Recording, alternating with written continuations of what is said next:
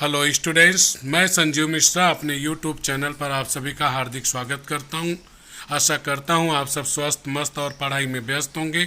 आज हम लोग पाठ 9 रीढ़ की हड्डी पढ़ेंगे और इस पाठ के लेखक हैं जगदीश चंद्र माथुर जी। आप सभी का हार्दिक स्वागत। स्टूडेंट्स, मैं संजीव मिश्रा आज की ऑनलाइन टीचिंग में आप लोगों का हार्दिक स्वागत करता हूं, अभिनंदन करता हूं। विद्यार्थियों, आप जानते ही हैं कि हमारे समाज की जो रीढ़ की हड्डी है वह है स्त्री और पुरुष, वह है मर्यादाएं, वह है हमारी सीमाएं, हमारी सोच, प्रगतिशील विचारधारा। हमारा समाज अगर हम देखें तो पढ़ लिख लेने के बाद भी आज भी एक पक्ष, वह है स्त्री पक्ष, उसके प्रति उदासीन है। आज भी जब महिलाओं की बात होती है, चाहे उनकी शिक्षा की बात हो, चाहे उनके विवाह की बात हो, चाहे उनकी नौकरी करने की बात हो, वहाँ पे हमारा समाज वह दकियानूस हो जाता है, हमारा समाज वह विचार शून्य हो जाता है। हमारे समाज में जो रीढ़ की हड्डी है, जिसे हम कहते हैं कि यत्र नार्यस्ते पुंजन्ते तत्र रमते विद्याधनम, जहाँ नारी की पूजा होती है वहाँ विद्या और धन निवास करते हैं। उस नारी को जो आदि शक्ति स्वरूपा है, जो जननी है, जिससे सारे रिश्ते हैं, हम उसके बारे में भूल जाते हैं, उसके बारे में हम संकुचित हो जाते हैं। वह हमारी रीढ़ की हड्डी, बैकबोन, जो हमको सीधा खड़ा करती है, हमें जन्म देती है, जीवन जीना सिखाती है, हम उसके बारे में हमेशा दकियानूस होते हैं, निम्न विचारधारा रखते हैं। आज भी हम पढ़े लिखे होकर के भी दहेज जैसी कुप्रथा के शिकार हैं। हम एक बहू चाहते हैं जो शिक्षित ना हो, ज़्यादा पढ़ी लिखी ना हो। क्यों? क्योंकि जुबान लड़ाएगी, नौकरी करेगी, प्रश्न करेगी, सवाल करेगी। हम प्रश्न और सवाल इनका जवाब देना नहीं चाहते हैं। क्यों नहीं देना चाहते भाई? गलत है। ऐसे ही विचारों को लेकर के यहाँ पे आए हैं बहुत ही बड़े लेखक, विशेष रूप से बहुत बड़े कवि हैं आप, जगदीश चंद्र माथुर, जिनका लिखा हुआ एकाकी। एकाकी क्या होता है? एकाकी एक जिसे आप कहते हैं एक प्रकार का नाटक होता है, एकांकी, जिसमें एक अंक होता है, एक ही भाग हुआ करता है। उस एकाकी में उन्होंने समाज के लोगों की सोच, उनकी मानसिकता, महिलाओं के प्रति उनके विचारों को वर्णित किया है। यह एक एकांकी है जिसमें एक ही अंक है। यह नाटक का एक रूप होता है जहाँ पर एक ही भाग नाटक का रहता है। रीढ़ की हड्डी, इस पाठ को हम लोग पढ़ने जा रहे हैं। पाठ 9, रीढ़ की हड्डी। रीढ़ अर्थात हमारी, जिसे हम मेरुदंड भी कहते हैं, बैकबोन हम कहते हैं उसे, पीठ की पीछे की हड्डी जो है उसे रीढ़ की हड्डी कहते हैं। और इसके एकांकीकार है जगदीश चंद्र माथुर जी। आप बहुत बड़े लेखक, कवि रहे हैं, बहुत बड़े साहित्यकार रहे हैं, और आपने अपनी रचनाओं के माध्यम से हमेशा आधुनिकता का परिचय दिया है। यहाँ पर भी आपने जो एकांकी लिखी है रीढ़ की हड्डी, उसमें भी आप एक बहुत ही ज्वलंत समस्या, महिलाओं की समस्या, दहेज की समस्या, लड़कियों को घर की नौकरानी बनाने की समस्या पर अपने विचार प्रस्तुत किए हैं। प्रस्तुत एकांकी में जगदीश चंद्र माथुर ने स्त्री शिक्षा के महत्व को दिखाया है। समाज के दकियानूसी अर्थात निम्न विचारधारा विचारों पर प्रहार करते हुए लेखक ने नारी सम्मान को महत्व प्रदान किया है। यह वही देश है जहाँ पे नारी को दुर्गा कहा जाता है, नारी को लक्ष्मी कहा जाता है, उसे पूजा जाता है, उसे वंदनीय माना जाता है। उसी समाज में हमारे यहाँ पे ऐसे लोग हैं जो धनाढ़ हैं, अमीर हैं, पैसे वाले हैं, शिक्षित भी हैं, लेकिन महिलाओं को स्वतंत्रता देने के नाम पे शून्य है। जयशंकर प्रसाद जी ने लिखा हुआ है, नारी तुम केवल श्रद्धा हो, नारी तुम केवल श्रद्धा हो, विश्वास रजत नग पग तल में, पीयूष स्रोत सी बहा करो जीवन के सुंदर समतल में। इन्हीं भावनाओं को यहाँ पे कवि हृदय एकांकीकार जगदीश चंद्र माथुर भी प्रस्तुत करते हैं। कहानी कुछ इस तरह से है कि रामस्वरूप और प्रेमा की एक बेटी है और वह जो है पढ़ लिख चुकी है, जिसका नाम उमा है, बीए किया है, आंखों पे चश्मा लगाती है, सुशिक्षित है, उसके विवाह की तैयारी है। और ऐसे में वह गोपाल प्रसाद जी को और उनके बेटे को अपने यहाँ पे लड़की देखने के लिए, उसे पसंद करने के लिए आमंत्रित करते हैं। और वहाँ पर आने के बाद गोपाल प्रसाद जी तरह तरह की बातें करते हैं, दहेज की बात करते हैं, साथ में ही वे वहाँ पर लड़की को क्या आता है क्या नहीं आता है इन सारे प्रश्न करते हैं। इन बातों से उमा खींच जाती है, क्रोधित हो जाती है और वह उनके बेटे शंकर को भली भांति जानती है कि वह हमारा है, एक नंबर का वह बिगड़ा हुआ लड़का है, रईस बाप का बिगड़ा लड़का है। वह लड़कियों के साथ बदतमीजियां करता रहता है, हॉस्टल में जाता है, नौकरानी के पैरों में लिपट कर उससे माफ़ी भी मांगनी पड़ी है। इन बातों को वह जानती है क्योंकि वह भी हॉस्टल में रही है, पढ़ी लिखी है और उसे वहाँ पे उसने बदतमीजी करते हुए देखा हुआ है। इस कारण से वह उन बाप बेटे धन लोभी बाप बेटों की बहुत बहुत बहुत बेइज्जती करती है और उन्हें वहाँ से जाने के लिए कह देती है और यह कहती है कि तुम्हारे बेटे का जो बैकबोन है, तुम्हारे बेटे का जो बैकबोन है वह देखिए जरा सही है या नहीं है। हमारे देश में जब तक ऐसी लड़कियां होंगी, ऐसी बेटियां रहेंगी, तब तक हमारे देश में महिलाओं के ऊपर अत्याचार बंद होने के कगार पे आएगा, तभी हो सकेगा, अन्यथा नहीं हो सकेगा। आइए आज एक लेक्चर में हम लोग इसको समाप्त करने का प्रयास करेंगे। सबसे पहले हम लोग पात्रों के परिचय जान लेते हैं। पात्र मतलब कलाकार, कौन कौन इसमें है, कौन कौन एक्टर है, इसमें कौन कौन काम किया है। उमा सुशिक्षित युवती, सु यहाँ पे उपसर्ग है और इत जो है प्रत्यय है, शिक्षा मूल शब्द है। युवती एक वचन है, युवक पुल्लिंग, इसका पुल्लिंग है, युवतियां बहुवचन। रामस्वरूप उमा के पिताजी हैं। प्रेमा उमा की माँ। शंकर युवक है जो कि विवाह करने आया है उमा से। गोपाल प्रसाद शंकर के पिताजी हैं और रतन रामस्वरूप का नौकर। अब यहाँ पर इतने से ही पात्रों से ही आपका एक संजाल बन जाता है कि परिच्छेद में आए हुए संबंध बताइए।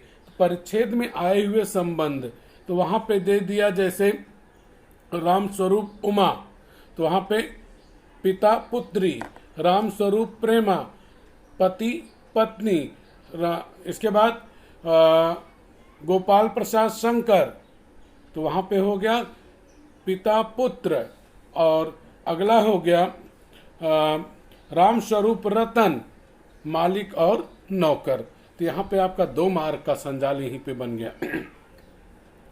पात्रों के परिचय के बाद अपने पाठ में लौटते हैं। रतन रामस्वरूप का नौकर।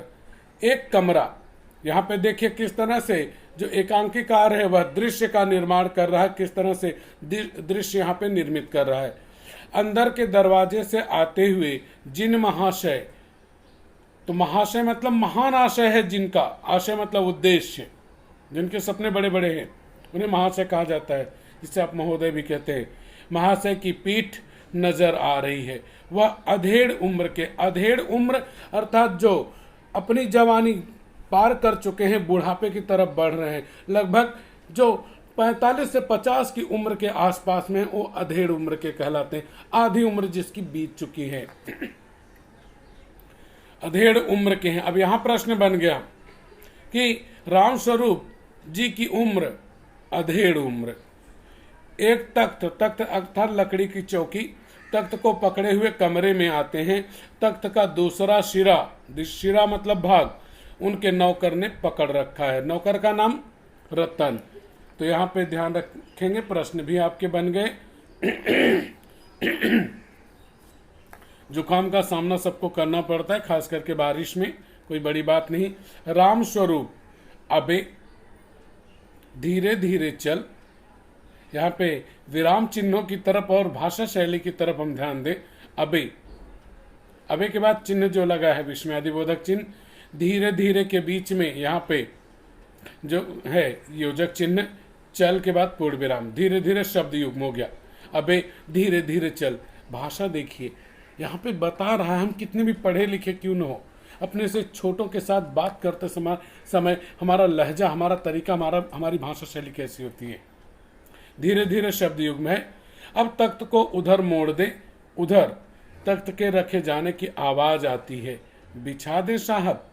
तो यहाँ पे नौकर रतन के द्वारा किया गया प्रश्न या पूछा गया प्रश्न, बिछा दे साहब। बिछाना मतलब तख्त को, चौकी को थोड़ी बिछाएंगे, उसको क्रम से लगाएंगे। वही उत्तर हुआ। राम स्वरूप जरा तेज आवाज में, और क्या करेगा, परमात्मा के यहाँ अक्ल बट रही थी तो तू देर से पहुंचा था क्या। बिछा दूं साहब, और यह पसीना किस लिए बहाया है।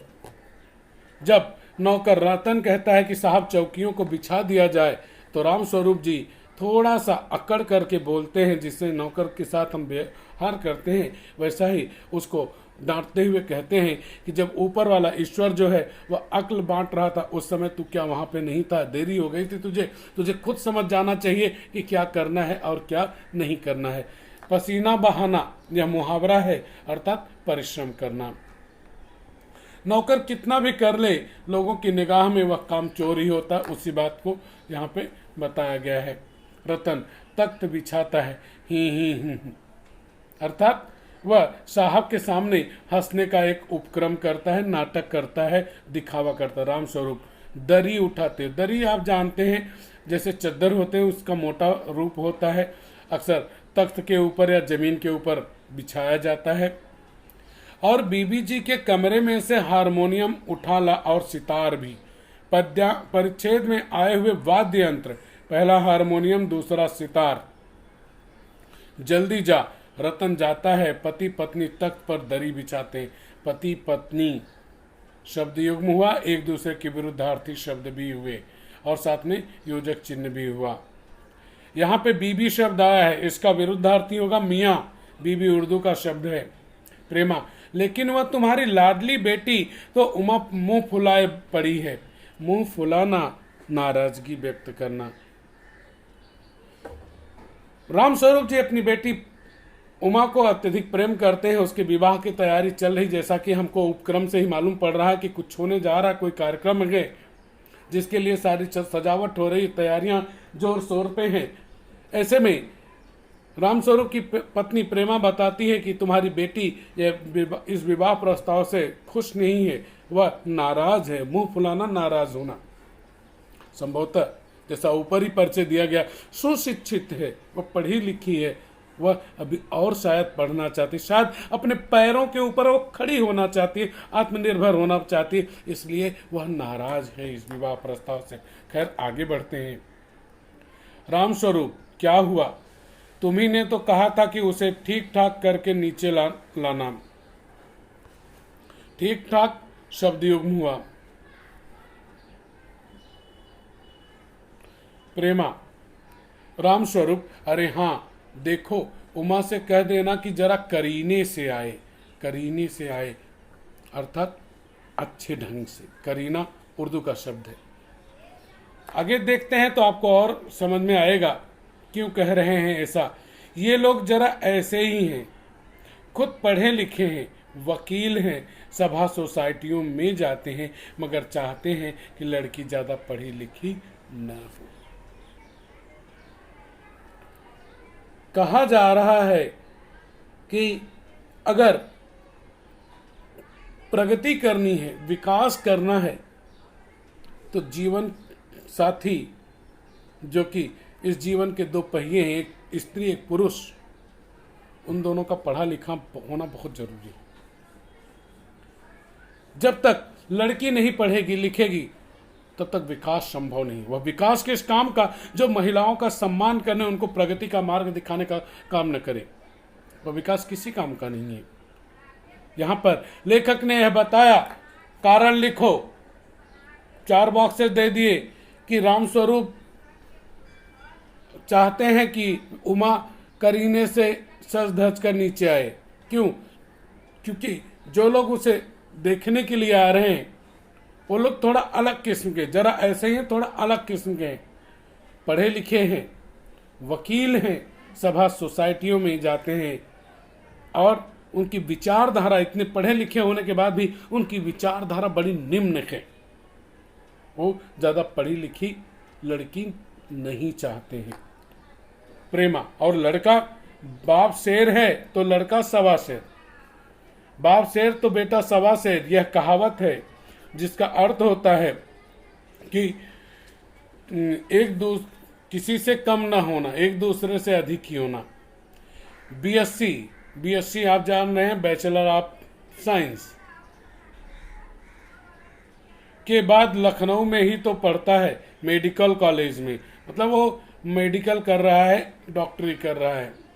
कहता है कि शादी का सवाल दूसरा है, पढ़ाई का दूसरा, क्या करूं, मजबूरी है। अब यहाँ पर आप देखेंगे तो यहाँ पर पिता की विचारधारा और बेटे की विचारधारा के बारे में बताया गया है कि पिता जो है पढ़ा लिखा है, वकील है, ऊंची ऊंची सोसाइटियों में जाता है, गोष्ठियों में जाता है, सभाओं में जाता है, लेकिन विचारधारा तुच्छ है। वह ज़्यादा पढ़ी लिखी लड़की नहीं चाहता, बहू नहीं चाहता जो शिक्षित हो, और लड़का भी उसी को फॉलो अप करता है।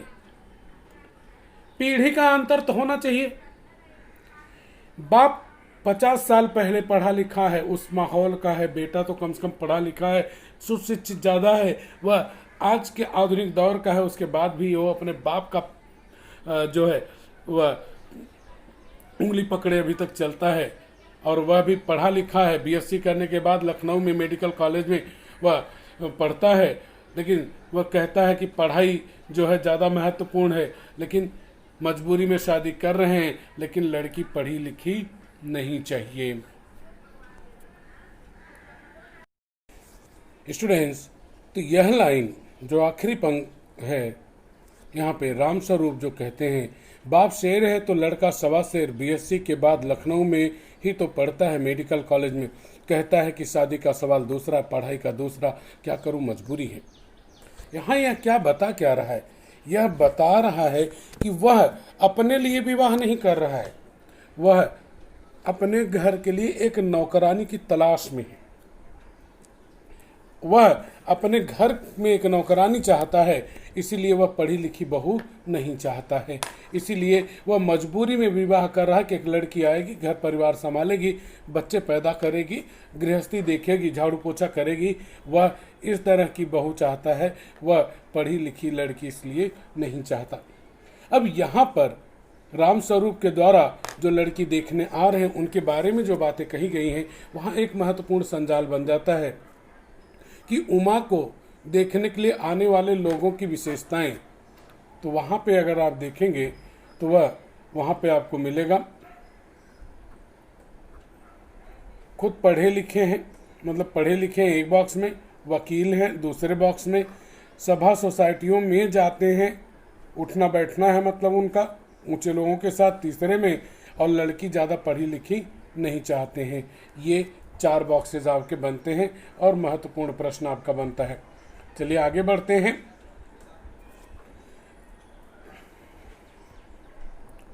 बाबूजी, बाबूजी, धीमी आवाज में राम स्वरूप दरवाजे से बाहर झांक कर, अरे प्रेमा, वे आ भी गए, तुम उमा को समझा देना, थोड़ा सा गा देगी मेहमानों से। हैं, आइए आइए। बाबू गोपाल प्रसाद बैठते हैं। हैं, मकान ढूंढने में कुछ तकलीफ तो नहीं हुई? यहाँ पर राम स्वरूप जिस तरह का व्यवहार कर रहे हैं वह एक पिता के द्वारा किया जा रहा व्यवहार है, लड़की के पिता के द्वारा किया जा रहा व्यवहार है।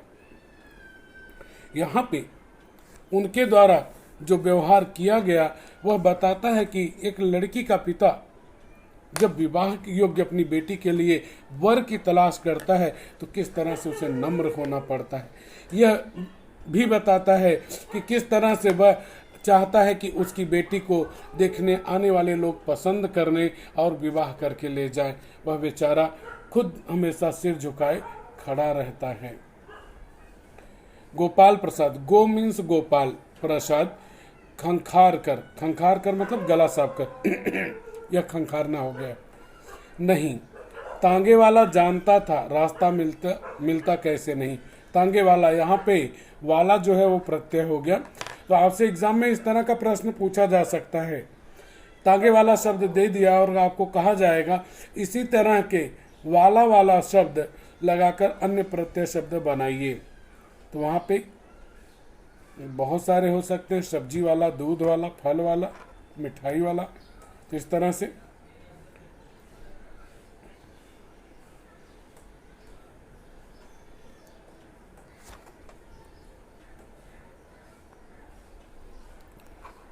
हाँ हाँ हाँ, लड़के की तरफ मुखातिब होकर, मुखातिब होकर मतलब देख करके। और कहिए शंकर बाबू कितने दिनों की छुट्टियां हैं। यहाँ पे मुखातिब जो है यह आपका उर्दू का शब्द है। शंकर जी कॉलेज की तो छुट्टियां नहीं है, वीकेंड में चला आया था। वीकेंड यानी सप्ताह के अंतिम समय में। तो यहाँ पे वीकेंड जो है अंग्रेजी का शब्द है। छुट्टी का समानार्थी अवकाश।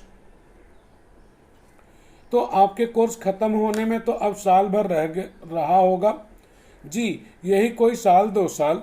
राम स्वरूप साल 2 साल, हाँ हाँ हाँ जी, 1 साल का मार्जिन रखता हूँ। मार्जिन मतलब अंतर। तो यहाँ पे उसकी भावना से बताने के तरीके से आपको समझ में आया होगा। Shankar is a duffer boy, पढ़ने में बहुत अच्छा नहीं है, क्योंकि उसको मालूम है कि हो सकता है अगले साल फेल हो जाऊं, इसलिए वो बता दिया कि 1 साल का अंतर रखता हूँ, शायद कुछ तकलीफ न हो जाए। एकाध शब्द आया है, संधि विग्रह करेंगे। 1 प्लस आधा, आध मीन्स आधा। तो यहाँ पे एक क प्लस अ, तो वहाँ पे अ स्वर आया और उधर आ आया, तो यहाँ अ और आ स्वर संधि है। गोपाल प्रसाद अपनी आवाज और तरीके बदलते हुए, अच्छा तो साहब फिर बिजनेस की बात हो जाए। अब लड़की देखने आए हैं और ऐसे समय में कौन सा बिजनेस हो सकता है आप समझ सकते हैं। क्या हो सकता है? दहेज का बिजनेस। और यह बहुत बड़ा भयानक प्रश्न है हम सभी के सामने, हम सभी के समक्ष। दहेज, इस पर आपको स्व अभिव्यक्ति का प्रश्न बनता है। दहेज एक कुप्रथा। तो इस पर लिखते समय आप बताइए कि लड़की के पिता के द्वारा लड़के के पिता को विवाह के समय जो धन सामग्री सामान वस्तुएं दी जाती हैं, चाहे अपनी इच्छा से चाहे लड़के वाले की इच्छा से, उसे दहेज कहा जाता है। आज ये हमारे देश की सबसे भीषण समस्या है। यहाँ पर यह भी बताइए कि इस समस्या का दुष्परिणाम क्या हो रहा है कि पढ़ी लिखी कई सारी गरीब घर की लड़कियों को विवाह योग्य वर नहीं मिल रहे। व्यापार बन गया है विवाह शादी, बोलियां लग रही हैं लड़कियों की।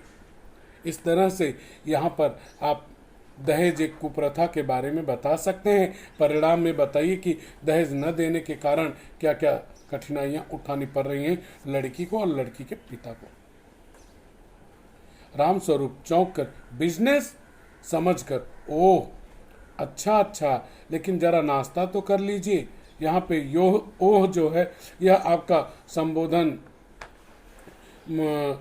आपका विस्मयादिबोधक अव्यय है और यहाँ पे विस्मयादिबोधक चिन्ह भी है और अच्छा के बाद पूर्ण विराम।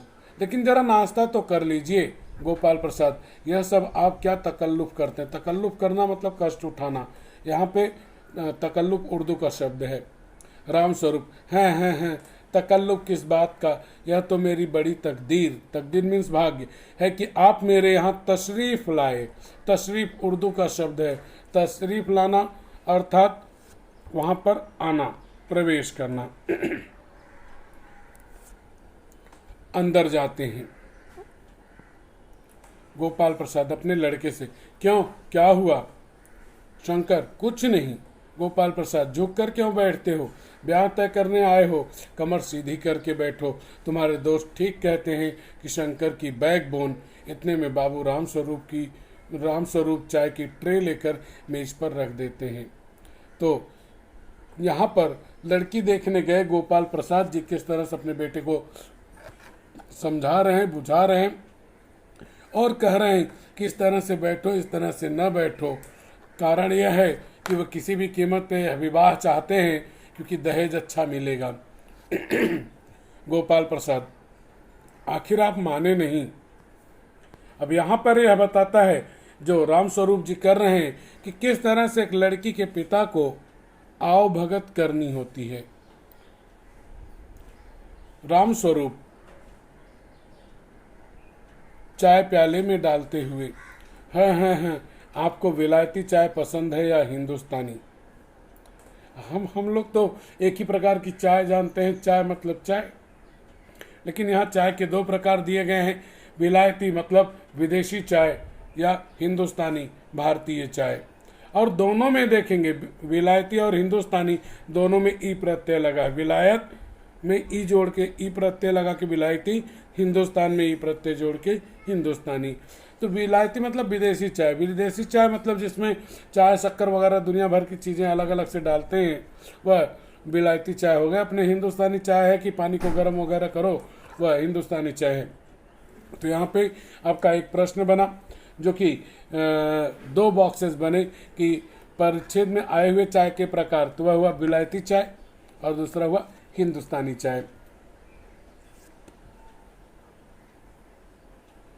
गोपाल प्रसाद, नहीं साहब, मुझे आधा दूध और आधी चाय दीजिए और जरा चीनी भी ज़्यादा डालिएगा। शंकर खंखार कर ये खंखारना हुआ, सुना है सरकार अब ज़्यादा चीनी वालों पर टैक्स लगाएगी।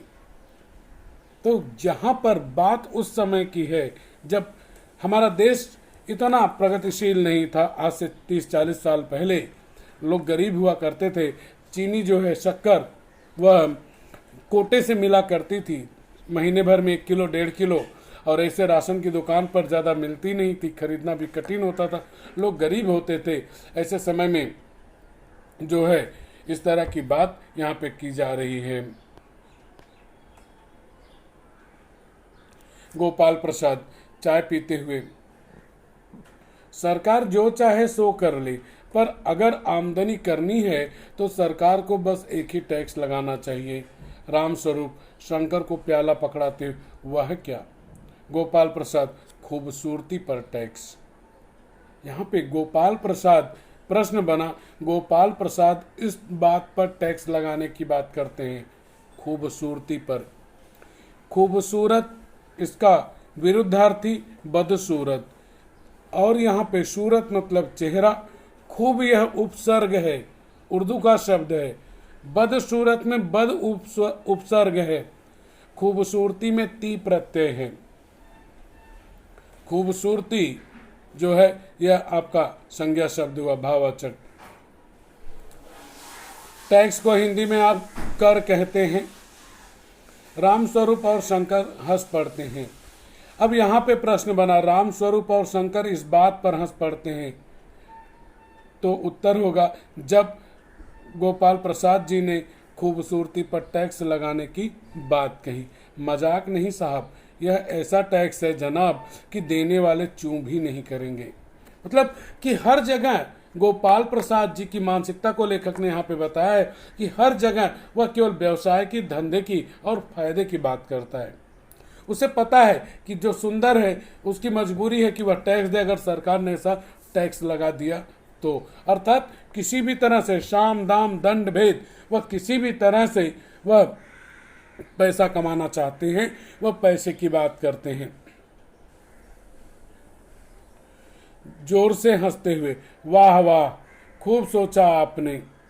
यहाँ पे विस्मयादिबोधक चिन्ह या आपका फिर से विस्मयादिबोधक। वाकई आजकल खूबसूरती का सवाल भी बेढब हो गया है। बेढब अर्थात अड़बंगा, अजीब, विचित्र। हम लोगों के जमाने में तो यह कभी उड़ता भी न था। तस्तरी गोपाल की तरफ बढ़ाते हैं, लीजिए। गोपाल, गोपाल मतलब जो गायों का पालन करता है उसे गोपाल कहते हैं।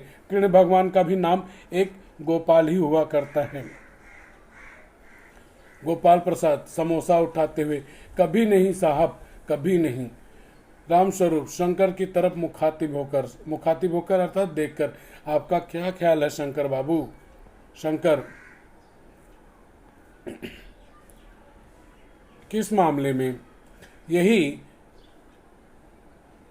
कि शादी का समानार्थी विवाह तय करने में खूबसूरती का हिस्सा कितना होना चाहिए?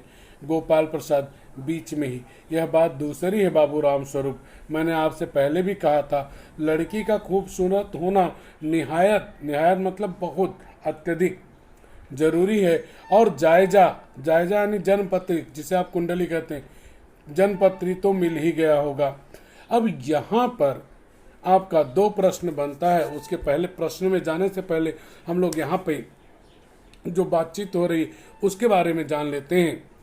तो यहाँ पर शंकर बाबू, राम स्वरूप और गोपाल प्रसाद जी के बीच में जो चर्चा चल रही है वह है विवाह की, टैक्स की। और यहाँ पर गोपाल प्रसाद जी यह बात कहते हैं कि लड़की सुंदर हो या न हो, अगर सुंदर तो होनी ही चाहिए, लेकिन साथ में जरूरी है कि कुंडली भी मिल जाए। तो दो बातें विवाह के संबंध में गोपाल प्रसाद जी के विचार तो वहाँ पे है, लड़की खूबसूरत होनी चाहिए, जन्मपत्री मिलनी चाहिए। साथ में ही यहाँ पर जो आपके जो प्रश्न बनते हैं, छोटे छोटे प्रश्न बनते हैं, वह यह होगा कि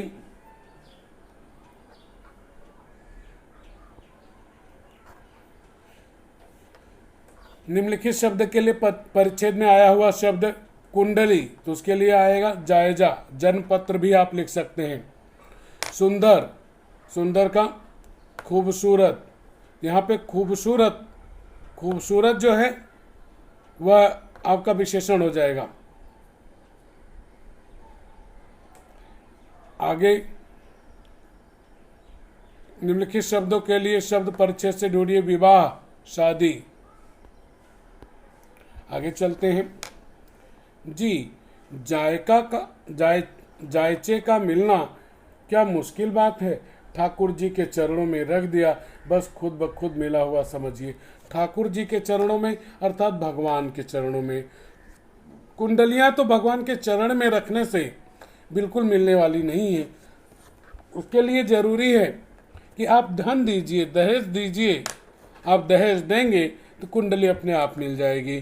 तो वही बात यहाँ पे वो कह रहे हैं अप्रत्यक्ष रूप से कि कुंडली का मिलना तो संभव ही था, क्योंकि मैं इतना आपको दहेज दे रहा हूं तो कुंडली अपने आप मिल ही जाएगी खुद ब खुद।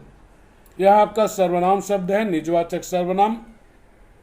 शंकर भी हंसता है मगर गोपाल प्रसाद गंभीर हो जाते हैं। गोपाल प्रसाद, लड़कियों को अधिक पढ़ने की जरूरत नहीं है, सिलाई पुराई कर लें बस। यहाँ पे गोपाल प्रसाद की लड़कियों की बहू के प्रति होने वाली बहू के प्रति उनकी मानसिकता, उनकी सोच, तो दो बॉक्स यहाँ पे आपको मिले कि लड़की को अधिक पढ़ने लिखने की जरूरत नहीं है। दूसरा, सिलाई पुराई कर ले बस। सिलाई पुराई शब्द योग में है, बीच में योजक चिन्ह भी है। राम स्वरूप, हाँ, मेज को एक तरफ सरका देते हैं और फिर अंदर के दरवाजे की तरफ मुंह कर जरा जोर से, अरे जरा पान भिजवा देना। यह भारतीय परंपरा है। अपने यहाँ पे पान को तंबूल कहा गया है और हमारे वेदों में, हमारे पुराणों में यह लिखा गया है कि तंबूल, पान, यह भगवान का एक व्यंजन होता है। उसको आज मादक बना दिया गया, वो अलग बात है, लेकिन यह मादक नहीं होता था। इसको उसमें जो जहरीले पदार्थ, तंबाकू वगैरह मिलाते हैं, वो चीज़ें नहीं होती थी। तो यहाँ पे पान देना एक शुभ शगुन माना जाता था। पान खिलाना, पान देना, बीड़ा उठाना, यह शुभ माना जाता था। तो उसे भगवान को समर्पित आज भी किया जाता है पूजा पाठ में। अरे जरा पान भिजवा देना। उमा पान की तस्तरी यानी प्लेट आप जानते हैं, बड़ी थाली अपने पिता को देती है। उस समय उसका चेहरा ऊपर को उड़ जाता है और नाक पर रखा हुआ सुनहरी रिम वाला चश्मा दिखता है। बाप बेटे चौंक उठते हैं। बाप बेटे यह मानकर चलते हैं कि अगर लड़की पढ़ी लिखी है तो चश्मा लगाती होगी। अजीब लॉजिक है उनका। शायद है कि पढ़े लिखे मूर्ख रहे होंगे। तो वो दोनों चौंक जाते हैं। बाप बेटे का, या कहें गोपाल प्रसाद और शंकर के चौंक जाने का कारण, तो वहां उत्तर होना चाहिए कि उमा ने सुनहरी रिम वाला चश्मा पहन रखा था। सुनहरी अर्थात सोने के रंग वाला, उसकी जो फ्रेम है वो सोने के रंग का था। इसे देखकर बाप बेटे चौंक गए। यहाँ पे विरुद्धार्थी शब्द भी आए, बाप और बेटे शब्द युग्म भी हो गया, योजक चिन्ह भी हो गया। तो यहाँ पर एक और चीज आ गया कि चौंकने का मतलब है कि उनको ऐसी बहू नहीं चाहिए। तो यहाँ पे तीसरा, दो तो यहाँ पे मिल गए थे, तीसरा जो आपको मिला कि प्रश्न यह था आपका कि गोपाल प्रसाद जी के अनुसार बहू इस तरह से होनी चाहिए कि उसको पढ़ाई लिखाई न की हो, साथ ही सिलाई पुराई का ही काम सीखती हो, चश्मा न लगाती हो। यहां से उत्तर मिला। और एक चीज ऊपर ही छूट गया, वह था खूबसूरत हो। तो 4 बॉक्स मिले कि बहू ऐसी होनी चाहिए, खूबसूरत, दूसरा अधिक पढ़ी लिखी न हो, तीसरा सिलाई पुराई करती हो, और चौथा चश्मा न लगाती हो। गोपाल प्रसाद और शंकर एक साथ चश्मा, अरे विस्फोट हो गया। ये कौन सी बड़ी बात हो गई कि चश्मा लगा लिया तो बड़ी बात हो गई। अरे आप तो छोटे छोटे बच्चे, पैदाइशी बच्चे चश्मा लगाते हैं, आंखें खराब होती हैं, लेकिन कहते हैं मूर्खों को सींग पूंछ थोड़ी होता है। तो वैसे ही मूर्ख हैं पढ़े लिखे। और डर किस बात का, पढ़ी लिखी हुई तो क्या हुआ।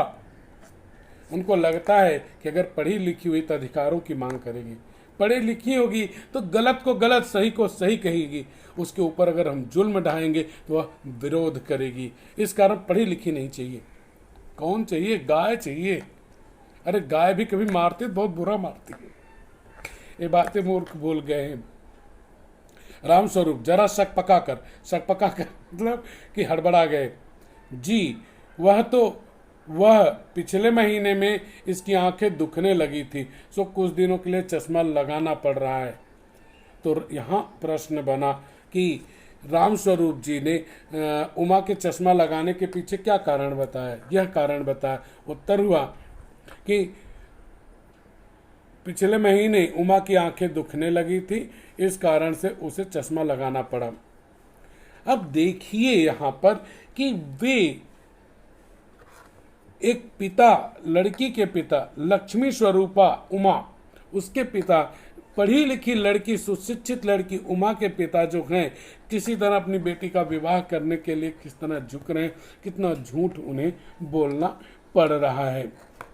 तो यहाँ पर वो चश्मा लगाने के पीछे का जो तर्क देते हैं वह यह बताते हैं कि ये पढ़ाई लिखाई के कारण चश्मा नहीं लगा है, बल्कि इसकी आंखें खराब, आंखों में दर्द था, आंखें दर्द कर रही थी, इस कारण चश्मा लगा। गोपाल प्रसाद पढ़ाई वढ़ाई की वजह से तो नहीं है कुछ, यहाँ प्रश्नवाचक चिन्ह। तो चश्मे के पीछे चश्मा लगा होने के पीछे गोपाल प्रसाद जी यह कारण मानते हैं। तो उत्तर आप लिख सकते हैं पढ़ाई लिखाई। आगे चलते हैं। नहीं साहब, वह तो मैंने अर्ज किया ना। अर्ज करना, बताना, प्रस्तुत करना, जवाब देना। अर्ज उर्दू का शब्द है।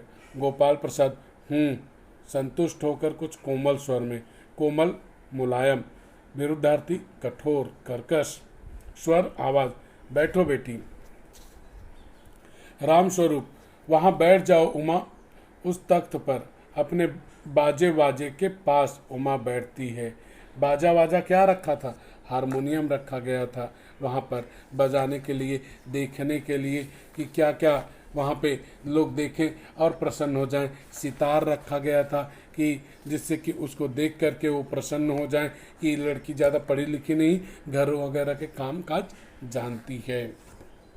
तो बाजे वाजे शब्द युग्म हो गया, साथ में ही बाजे वाजे के बीच में योजक चिन्ह भी लगा है। वाजे वाजे का कोई अर्थ नहीं, जिसे हम लोग कहते हैं खाना वाना हो गया, तो वाना कुछ मतलब नहीं। तो यहाँ पे निरर्थक शब्द होते हैं, लेकिन ये महत्व दिखलाने के लिए आए होते हैं। गोपाल प्रसाद चाल में तो कुछ खराबी नहीं है, चेहरे पर भी छवि है। हाँ, कुछ गाना बजाना सीखा है। अब यहाँ पर उमा की क्या विशेषताएं उन्हें दिखाई पड़ रही हैं उसका वर्णन है। तो पहली विशेषता जो दिखाई पड़ी कि चेहरे पर छवि है, छवि मतलब सौंदर्य है, निखार है। दूसरा कि यहाँ प्रश्न भी बना कि गोपाल प्रसाद जी ने उमा से ये प्रश्न किए, गाना बजाना सीखा है? राम स्वरूप, जी हाँ, सितार भी और बाजा भी। तो अगली विशेषता हो गई उमा की कि उसे सितार और बाजा दोनों बजाना आता है। बाजा मतलब वाद्य यंत्र जो हाथ से बजाए जाते हैं। सुनाओ तो उमा एकाध गीत सितार के साथ। उमा सितार पर मेरा का मशहूर भजन, मेरे तो गिरधर गोपाल दूसरो न कोय, जाके सिर मोर मुकुट मेरो पति सोया। आपने पढ़ा हुआ है, वही गाना शुरू कर दिया। उसकी आंखें शंकर की झेपती सी आंखों से मिल जाती हैं। झेपती हुई अर्थात झुकी हुई, लज्जा से भरी हुई, और वह गाते गाते एक साथ रुक जाती है। अब यहाँ पर देखिए, गाते गाते शब्द युग्म हुआ और योजक चिन्ह लगा है। क्यों, क्या हुआ? गाने को पूरा करो उमा। गोपाल प्रसाद, नहीं नहीं साहब, काफी है, आपकी लड़की अच्छा गाती है। तो उमा की अगली विशेषता हो गई, आपको 3 महीने पहले ही दिखा दिया है कि चेहरे पर छवि है और सितार और बाजा बजाती है। और अगला हो गया कि उमा अच्छा गाती है। उमा सितार रखकर अंदर जाने को बढ़ती है। गोपाल प्रसाद, अभी ठहरो बेटी। राम स्वरूप, थोड़ा और बैठी रहो उमा। उमा बैठती है। गोपाल प्रसाद उमा से, तो तुमने पेंटिंग वेंटिंग भी सीखी है? उमा चुप। अब यहाँ पे ध्यान दीजिएगा कि आपके महत्वपूर्ण प्रश्न यहाँ पर बनने वाले हैं, उसका आप ध्यान रखेंगे कि यहाँ पे महत्वपूर्ण प्रश्न जो बनेंगे आपके, वो बहुत ही महत्वपूर्ण हैं और उनको आप ध्यान से देखिएगा, ध्यान से समझिएगा और एग्जाम में पूछे जा सकते हैं। तो यहाँ पर पहला आपका जो प्रश्न बन रहा है कि गोपाल प्रसाद जी ने उमा से ये प्रश्न पूछे। पहला हुआ गाना बजाना सीखा है, दूसरा हुआ पेंटिंग वेंटिंग भी सीखी है। अब जैसा मैंने कहा निरर्थक शब्द होते थे, यहाँ वेंटिंग, पेंटिंग अंग्रेजी का शब्द है। तो अगला प्रश्न किया, पेंटिंग वेंटिंग सीखी है? उमा चुप। राम स्वरूप, हाँ, वह तो मैं आपको बताना भूल ही गया, यह जो तस्वीर टंगी हुई है कुत्ते वाली, इसी ने बनाई है और वह उस दीवार पर भी।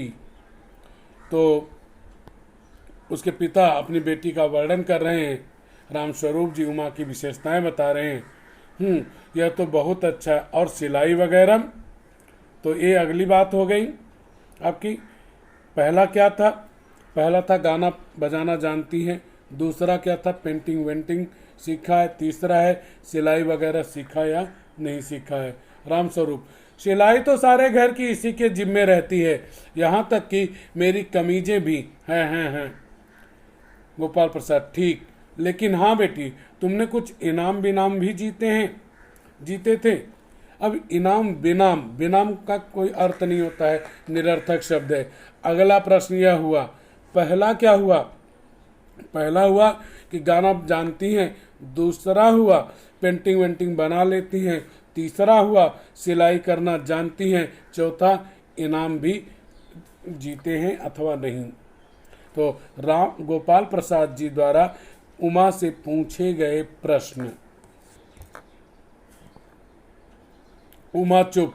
राम स्वरूप इशारे के लिए खांसते हैं, इशारे मतलब संकेत के लिए खांसते हैं, मतलब इशारा करते हैं, संकेत करते हैं कि तुम कुछ बोलो, कुछ जवाब दो अपने मुंह से। लेकिन उमा चुप। उसी तरह गर्दन झुकाए गोपाल प्रसाद अधीर हो उठते हैं। अधीर हो जाना, व्याकुल हो जाना, और शक पकाते हैं, और राम स्वरूप शक पकाते हैं। शक पकाना अर्थात क्या करें क्या न करें। जवाब दो उमा गोपाल से। हाँ, जरा शर्माती है, इनाम तो इसने शर्माती में शर्माना से ती प्रत्यय लगाया, शर्माती। इनाम तो इसने गोपाल प्रसाद जरा रूखी आवाज में, रूखी मतलब कठोर, जरा इसे भी तो मुंह खोलना चाहिए। रामस्वरूप, उमा देखो आप क्या कह रहे हैं, जवाब दो ना। उमा हल्की लेकिन मजबूत आवाज में, क्या जवाब दूं बाबूजी। जब कुर्सी मेज बिकती है तब दुकानदार कुर्सी मेज से कुछ नहीं पूछता, सिर्फ खरीदार को दिखला देता है। पसंद आ गई तो अच्छा है, वरना समझ सकते हैं। दुकानदार कौन है, कुर्सी मेज कौन है। कुर्सी मेज वह जो है यहाँ पे उमा है, लड़की है, जिसे दुकानदार जो है यहाँ पे कौन है, दुकानदार यहाँ पे वह है उमा के पिता रामस्वरूप। खरीदार कौन है, खरीदार यहाँ पर गोपाल प्रसाद जी हैं। जैसे हम दुकान में जाते हैं तो वहाँ पे दुकानदार हमें अनेक अनेक कुर्सियाँ दिखाता है, मेज दिखाता, वस्तुएं दिखाता, सामान दिखाता, जो हमें पसंद आया उस सामान को हम खरीद लेते हैं। जिस दाम में वह है उस दाम में हम खरीदने की कोशिश करते हैं। उसी तरह से लोग, लड़की का जो पिता है वह दुकानदार के समान है। वह अपनी वस्तु, अपनी बेटी, जिसे लोग वस्तु समझते हैं, बाहर मानते हैं, उसे विवाह के लिए आए हुए वर के पिता और वर को, उसके परिवार वालों को दिखाता है, उसके गुणों का बिना कहे ही वर्णन करता है, जैसे रामस्वरूप जी कर रहे हैं। और उसके पश्चात, उसके बाद वह उन्हें सामान को दिखाने के बाद खरीदने के लिए प्रेरित करता है। इस तरह से यहाँ पर बहुत ही बड़ा, बहुत ही कड़ा व्यंग जो है वह उमा ने किया हुआ है। आगे बढ़ते हैं। रामस्वरूप चौंक कर खड़े हो जाते हैं। उमा उमा उमा, अब मुझे कह लेने दीजिए बाबूजी। गोपाल प्रसाद ताव में आकर जोश में आ गए, जान गए कि अब अपमान होने वाला है। बाबू रामस्वरूप, आपने मेरी इज्जत उतारने के लिए यहाँ मुझे बुलाया था। इज्जत उतारना बेइज्जती करना, इंसल्ट करना मुहावरा है। उमा तेज आवाज में, जी हाँ, और हमारी बेइज्जती नहीं होती तो आप इतनी देर से नाप तौल कर रहे हैं। यहाँ पे बेइज्जती, इज्जत में बे उपसर्ग लगाया और यहाँ पे त पे ई प्रत्यय लगाया तो बेइज्जती, बे उपसर्ग ई प्रत्यय हुआ। जी हाँ, और हमारी बेइज्जती नहीं होती जो आप इतनी देर से नाप तौल कर रहे हैं। यहाँ पर एक सुशिक्षित लड़की को इस बात का ध्यान रखना चाहिए, उसे हमेशा इस बात का ध्यान रखना चाहिए कि इज्जत, मर्यादा सब कुछ है। दहेज वह नगण्य है, उसका कोई महत्व नहीं है। वह देना लेना दोनों पाप है। जहाँ पर इस तरह से दहेज के लोभी हैं, उन्हें इसी तरह से उनके साथ रूखा व्यवहार करके हमें धक्के मार के निकाल देना चाहिए। इसी तरह से जैसे उमा ने किया, जब उसने देखा कि बार बार वे उसके पिता के साथ में इस तरह का व्यवहार कर रहे हैं, बार बार जैसे एक वस्तु होती है खरीदने बेचने का सामान बना दिया है उन्होंने, उसी तरह से उसने भी कहा कि आप जब हमारे बारे में इतना सब कुछ कह रहे थे तो आपको हमारी इज्जत का ख्याल नहीं आया। शंकर, बाबूजी चलिए, क्या तुम कॉलेज में पढ़ी हो। रामस्वरूप चुप। उमा, जी हाँ, मैं कॉलेज में पढ़ी हूँ, मैंने बीए पास किया है, कोई पाप नहीं किया, कोई चोरी नहीं की और न आपके पुत्र की तरह लड़कियों के हॉस्टल में ताक-झांक कायरता दिखाई है। मुझे अपनी इज्जत, अपने मान का ख्याल तो है, लेकिन इनसे पूछिए कि ये किस तरह नौकरानी के पैरों में पड़कर अपना मुंह छिपाकर भागे थे। यहाँ पर दो विशेषताएं एक साथ में चल रही हैं। एक तरफ पढ़ी लिखी उमा की विशेषता चल रही है जो अपने बारे में वह बताती है कि वह कॉलेज में पढ़ी है और उसने बीए की डिग्री पास की है। दूसरी बात कि यहाँ पे वह शंकर के बारे में, उसकी विशेषताओं के बारे में भी बता रही है कि तुम्हारा बेटा कैसा है। वह कहती है कि तुम्हारा बेटा शंकर वह लड़कियों के हॉस्टल में ताक झांक कर कायरता दिखाता है। अर्थात कायरता दिखाना अर्थात भय दिखाना, कायर होना यानी डर होना, कायरता दिखाना यानी डरपोक हो जाना। तो यहाँ पे उसकी विशेषता बताई शंकर की कि वह लड़कियों के हॉस्टल में ताक झांक करता है। मेरी अपनी इज्जत अपने मान का ख्याल तो है, लेकिन इनसे पूछिए कि किस तरह नौकरानी के पैरों में पड़कर अपना मुंह छिपाकर भागे थे। दूसरी बात यहाँ पे आई कि किसी दिन वो हॉस्टल में जाकर के किसी नौकरानी के साथ बदतमीजी किया, तो नौकरानी सभी ने उसे पकड़ लिया। तो ऐसे समय में उसे नौकरानी के पैरों में पड़कर माफ़ी मांगनी पड़ी और वहाँ से बेइज्जत होकर मुंह छिपाकर भागना पड़ा। यह शंकर की विशेषताएं बताई। रामस्वरूप, उमा गोपाल प्रसाद खड़े होकर गुस्से में बस हो चुका। बाबू रामस्वरूप, आपने मेरे साथ दगा किया। दगा करना मुहावरा है, धोखा देना। आपकी लड़की बीए पास है और आपने मुझसे कहा था सिर्फ मैट्रिक तक पढ़ी। मैट्रिक मतलब 10th। पुराने समय में एसएससी जिसे आप कहते हैं उसे मैट्रिक कहा जाता था। मैट्रिक तक पढ़ी है। दरवाजे की ओर बढ़ते हैं तो यहाँ पे कई सारे प्रश्न बन गए। उमा इस कक्षा तक पढ़ी है, बीए तक पढ़ी है, बीए पास है।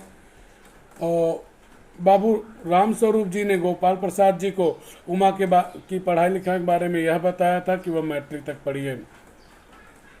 दरवाजे की ओर बढ़ते हैं। उमा, जी हाँ जाइए, जरूर चले जाइए, लेकिन घर जाकर जरा यह पता लगाइएगा कि आपके लाडले बेटे की रीढ़ की हड्डी भी है या नहीं।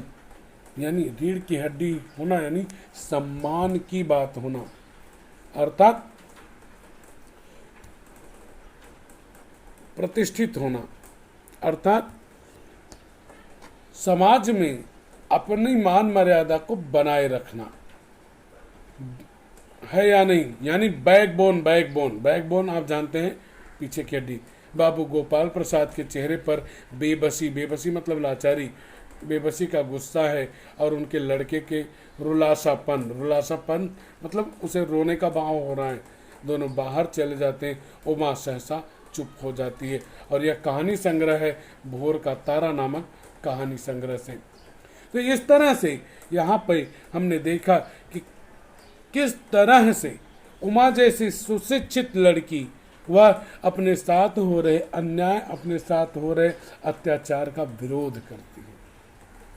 प्रत्येक लड़की का यह फर्ज है, केवल लड़की का नहीं, लड़के का भी यह फर्ज है कि वह लड़की और लड़के में भेद न करे और दोनों वो समाज का अभिन्न अंग बनकर समान रूप से चलें।